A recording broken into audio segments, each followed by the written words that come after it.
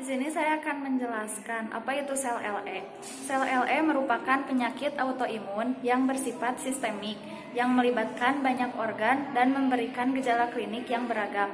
Wanita muda selama masa reproduksinya. Secara klinis, lupus adalah penyakit dengan perjalanan yang tidak dapat diprediksi yang melibatkan kebakaran dan remisi, di mana kerusakan kumulatif dari waktu ke waktu secara signifikan mengganggu kualitas hidup dan mempengaruhi fungsi organ.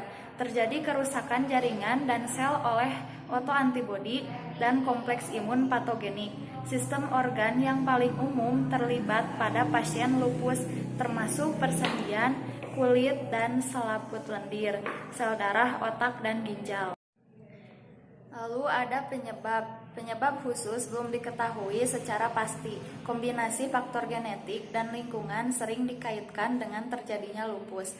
Pemicu munculnya gejala lupus adalah paparan sinar matahari, penyakit infeksi, atau obat-obatan tertentu. Resiko terjadinya lupus juga meningkat jika seseorang berjenis kelamin wanita dan memiliki anggota keluarga dengan penyakit lupus. Tapi lupus bukan penyakit menular.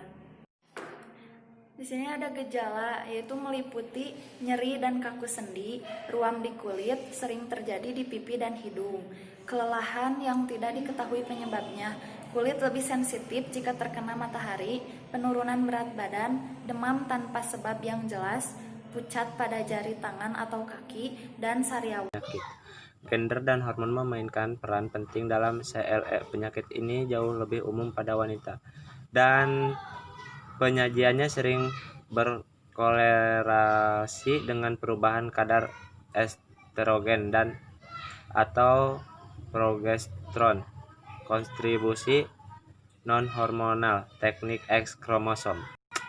Pembentukan sel LE, kerusakan pada jaringan penyambung menyebabkan pelepasan protein ke dalam aliran darah atau antigen. Tubuh akan membentuk antibodi. Autoantibodi faktor CLE. Depolimerasi DNA inti sel yang rusak, diikuti pelepasan bagian-bagian dari inti sel sehingga terbentuk massa globular yang homogen, kemudian difagosit oleh sel neutrofil sel LE. Pencegahan penyakit ini tidak dapat dicegah, namun ada beberapa hal yang dapat dilakukan untuk menurunkan risiko atau mencegah kambuh dengan melakukan gaya hidup sehat, menghindari pemicu lupus, dan melakukan kontrol kesehatan ke dokter secara berkala. Pemeriksaan CLE dapat dilakukan dengan beberapa metode. Yang pertama yaitu cara Magat dan Winkel atau modifikasi dari Zimmer dan Hargreaves. Yang kedua Zara-Zinkam dan Conley. Cara ketiga yaitu cara Matrix. Yang keempat hematologi, ditemukan anemia, leukopenia, trombositopenia. Nah, yang kelima kelainan imunologi, ditemukan anti-DS DNA, rheumatoid factor, dan STS false positif. Prinsip metode Magat dan Winkel yaitu darah beku yang dibiarkan pada suhu ruang selama 2 jam, kemudian dihancurkan dengan menggunakan jaringan kawat. Trauma yang ditimbulkan dengan menekan darah melewati saringan menyebabkan inti sel terekstruksi dari sel-sel polimorfonuklear. Adanya faktor LE dalam darah menyebabkan material inti tersebut lisis sehingga akan difagositosis oleh sel neutrofil membentuk sel LE. Tujuannya yaitu untuk mengetahui adanya faktor LE dalam darah. Cara kerjanya yaitu dikumpulkan darah vena 8-10 mili, lalu biarkan darah tersebut membeku dalam tabung kering dan bersih. Darah tersebut dibiarkan 2 jam pada suhu kamar atau 30 menit dalam pengeram dengan suhu 37 derajat Celcius.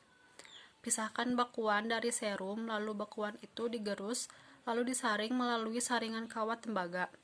Kemudian, hasil saringan tersebut dimasukkan dalam tabung Weintraub dan dipusingkan pada kecepatan 3000 rpm selama 10 menit.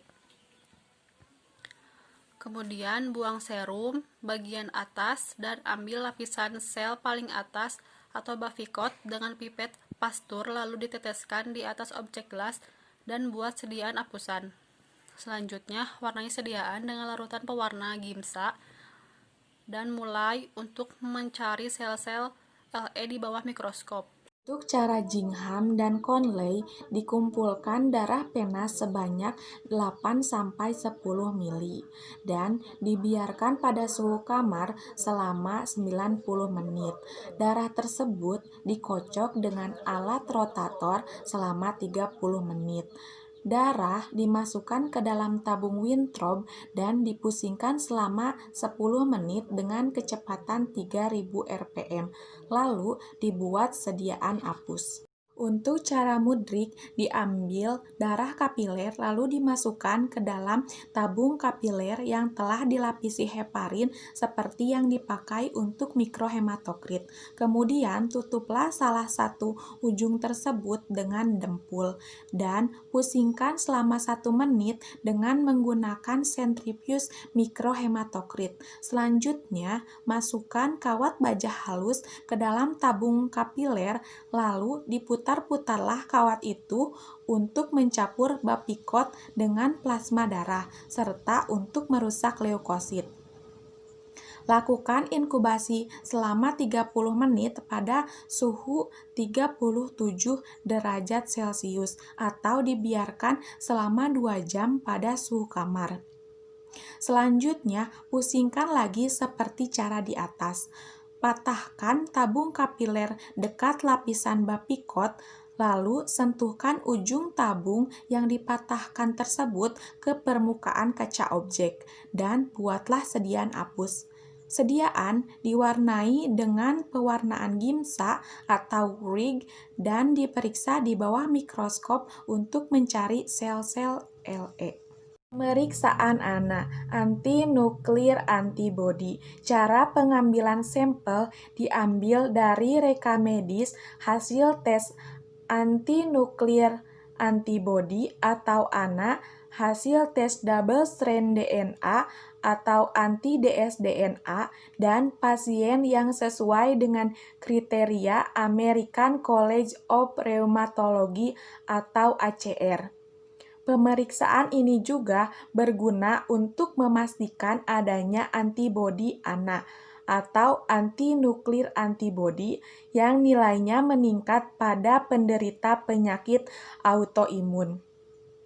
Beberapa autoantibodi dapat merupakan suatu petanda atau marker pada penyakit tertentu seperti anti-dsDNA, anti-SM, anti-pCNA untuk sel LE. Tes ini dianggap cukup mahal pemeriksaannya. Pemeriksaan ANA sensitif, tetapi tidak untuk sel LE, karena hanya mendeteksi kelainan imunologi. Interpretasi hasil pemeriksaan sel LE. Adanya sel LE merupakan bukti adanya autoantibodi atau faktor LE. Tidak ditemukannya sel LE bukan berarti tidak ada penyakit SLE pada pasien tersebut.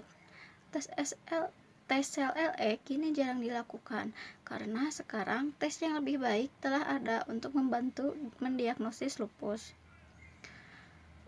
Apabila hasil positif didapatkan minimal 2 sel LE. Apabila hasilnya negatif, ditemukan kurang dari 2 sel LE. False negatif bisa disebabkan karena pemakaian adenokortikosteroid, leukopenia, dan remisi spontan. False positif terjadi apabila rheumatoid arthritis, anemia hemolitik, dan interaksi obat. Pemeriksaan sel lupus eritematosus. Metodenya yaitu pewarnaan gimsa. Tujuan dari pemeriksaan ini adalah menentukan adanya sel LE dalam darah. Prinsipnya yaitu pada lupus eritematosus disseminata atau systemic lupus erythematosus didapat satu faktor dalam fraksi gamma globulin yang berpengaruh terhadap leukosit yang telah rusak. Leukosit itu berubah menjadi benda homogen dan bulat, kemudian difagositosis oleh sebuah leukosit normal sehingga terbentuk sel LE. Alat yang digunakan yaitu mikroskop, kaca objek, kaca penutup, minyak imersi, inkubator, rotator, sentrifuge, tabung reaksi, glass bead, dan tabung Winthrop. Untuk bahan yang digunakan yaitu pewarna gimsa, buffer gimsa, metanol, sampel darah heparin. Campurkan gimsa dan buffer gimsa sebanyak 1:1. Adapun cara kerjanya, yang pertama, siapkan darah heparin sebanyak 8 cc. Kemudian, tambahkan glass beads sebanyak 5-10. Yang kedua, diputar di atas rotator dengan kecepatan tinggi selama 30 menit. Yang ketiga, inkubasi. Setelah di rotator, diinkubasi selama 30 menit pada suhu 37 derajat Celcius. Yang keempat, masukkan darah ke tabung Winthrop. Yang kelima, setelah dimasukkan ke tabung Winthrop, disentrifuge dengan kecepatan 3000 rpm selama 10 menit. Yang keenam, dibuang plasmanya dari tabung Winthrop. Ini bertujuan untuk Bavikot yang diambil itu memenuhi syarat. Kemudian setelah itu disentrifuge kembali dengan kecepatan 2000 rpm selama 10-15 menit. Disentrifuge, kemudian ambil Bavikot yang terbentuk, kemudian diteteskan ke kaca objek gas.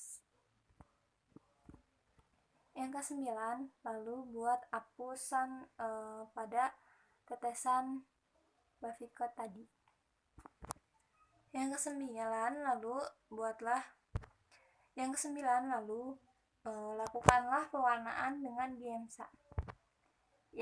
Dan yang terakhir, diamati adanya sel LE dalam perbesaran 100 kali. Adapun cara pengobatannya, walaupun kita tahu ya, kalau misalnya orang yang terkena lupus itu tidak bisa disembuhkan, tetapi ada beberapa cara yang dapat dilakukan untuk memperpanjang hidup orang tersebut, yaitu dengan pertama, pemberian obat, kedua, penerapan pola hidup sehat, dan yang ketiga, pengolahan stres dengan cara positif.